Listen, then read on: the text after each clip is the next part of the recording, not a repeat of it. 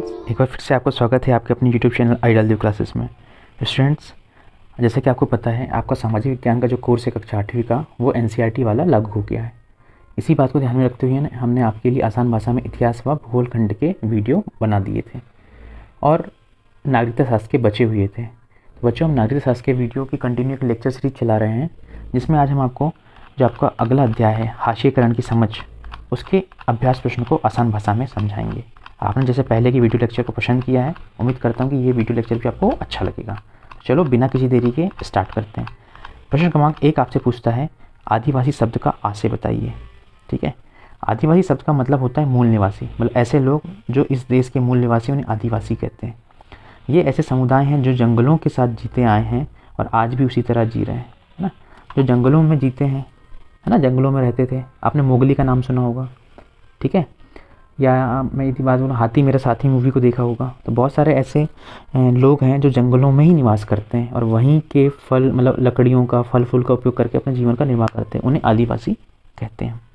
ठीक है, बढ़ते हैं प्रश्न क्रमांक 2 की तरफ, जो आपसे पूछता है, हमारे देश में सर्वाधिक जनजाति वाले राज्य कौन कौन से हैं। यानी हमारे देश में सर्वाधिक जनजाति वाले राज्य कौन कौन से। इसका उत्तर हो जाएगा बच्चों, हमारे देश में सर्वाधिक जनजाति वाले राज्य उड़ीसा, मध्य प्रदेश, राजस्थान, अरुणाचल प्रदेश इत्यादि हैं।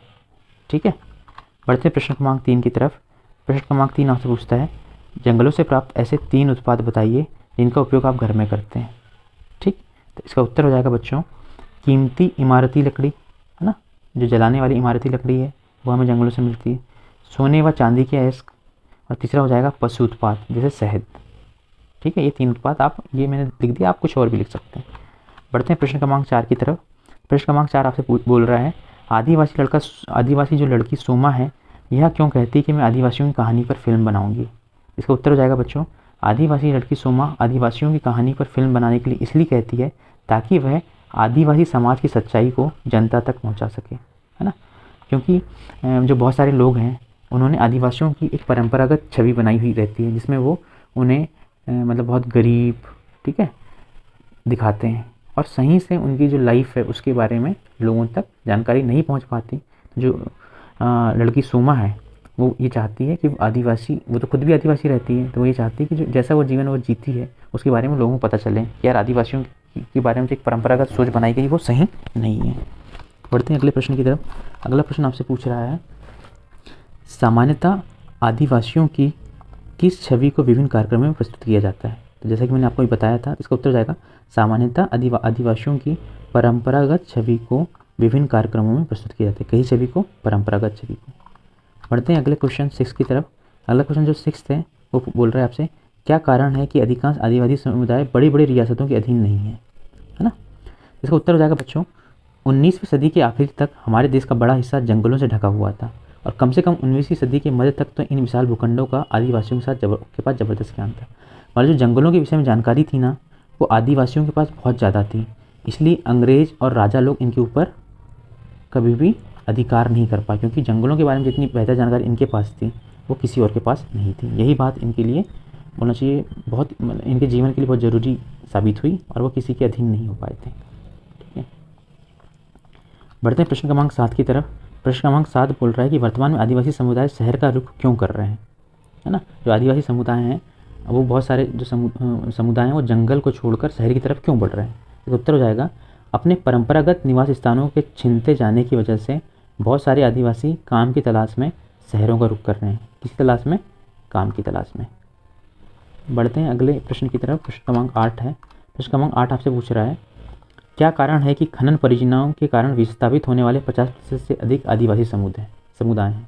मतलब ऐसी क्या बात है कि जो खनन परियोजनाएं हैं, चाहे वो मतलब बोलना चाहिए लोहा निकालना हो या रेता निकालना हो या कुछ भी करना हो, तो उसमें बहुत जो लोग मतलब वहाँ से विस्थापित किए गए, जो निवास करते थे, उसमें 50% से अधिक आदिवासी समुदाय हैं।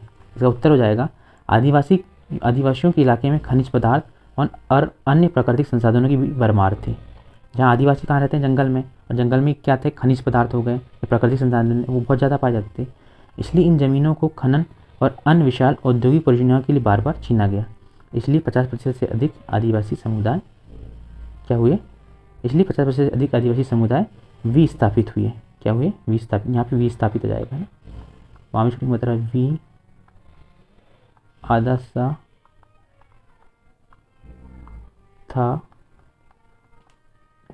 पाँच का मतलब पी था, ठीक है, विस्थापित। यहाँ पे लिखते नहीं बन रहा है, आप यहाँ से लिख लेना, ठीक है। बढ़े अगले प्रश्न क्रमांक 9 की तरफ। प्रश्न क्रमांक 9 आपसे पूछ रहा है, ये थोड़ा सा पेज वो हो गया था, इसको मैं सही कर देता हूँ। देखो अब सही दिख रहा है। प्रश्न क्रमांक 9 आपसे पूछ रहा है, यदि आदिवासी समुदाय वन भूमि पर अपना अधिकार खो देता है तो किस प्रकार की ज्ञान संपदा के खोने का खतरा उत्पन्न हो जाएगा। ठीक है, यदि मान लीजिए कि आदिवासी समुदाय वन भूमि पर अपना अधिकार खो देगा तो ऐसी कौन सी संपदा है जिसके ऊपर खतरा उत्पन्न हो जाएगा। इसका उत्तर हो जाएगा बच्चों, आदिवासी लगभग 1 टेंस 100,000 10,000 यानी 10,000 तरह के पौधों का इस्तेमाल करते थे। कितने? 10,000।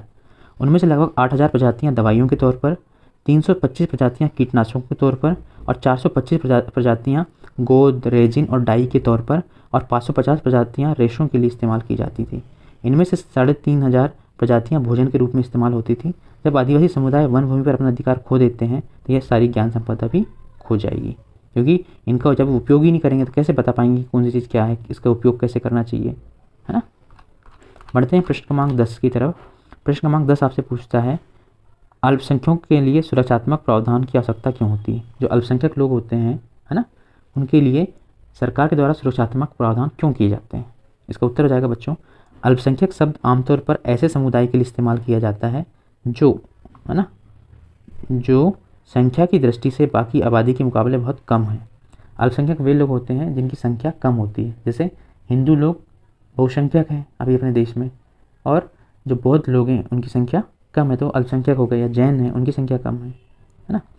ऐसे में अल्पसंख्यक समुदाय का बहुसंख्यक समुदाय के सांस्कृतिक वर्चस्व की आशंका से बचाने के लिए, मतलब क्यों अल्पसंख्यक समुदाय को सुरक्षात्मक प्रावधान की जरूरत होती है, ताकि बहुसंख्यक समुदाय के जो बहुसंख्यक जो संप्रदाय है उनके ऊपर सांस्कृतिक वर्चस्व ना कायम कर ले, ठीक है, मतलब उनके ऊपर हर बात ना थोपे, ठीक। इसलिए सुरक्षात्मक प्रावधानों की आवश्यकता पड़ती है, पूर्ण विराम। यह प्रावधान उन्हें भेदभाव और नुकसान की आशंका से भी बचाता है। पहला ये हो गया कि उनके ऊपर कोई सांस्कृतिक आक्रमण नहीं होगा, और दूसरा होगा कि उनके साथ भेदभाव नहीं होगा और किसी प्रकार का नुकसान नहीं होगा। इसलिए उनके लिए सुरक्षात्मक प्रावधान किए जाते हैं। आया समझ बच्चों? ठीक है, उम्मीद करता हूँ कि आपको हमारा एक्सप्लेन करने का तरीका अच्छा लग रहा होगा। यदि आपको हमारा एक्सप्लेन करने का तरीका अच्छा लगता है तो आप कमेंट सेक्शन में बताइएगा, और इस वीडियो लेक्चर को अपने फ्रेंड्स के साथ शेयर कीजिएगा, और कुछ कमी लगती है तो वो भी बताइएगा। मिलते हैं अगले वीडियो लेक्चर के साथ बच्चों, तब तक आप मन लगा कर पढ़ाई कीजिए, और आइडियल क्लासेस यूट्यूब चैनल को सब्सक्राइब नहीं किया तो सब्सक्राइब कीजिएगा। ओके।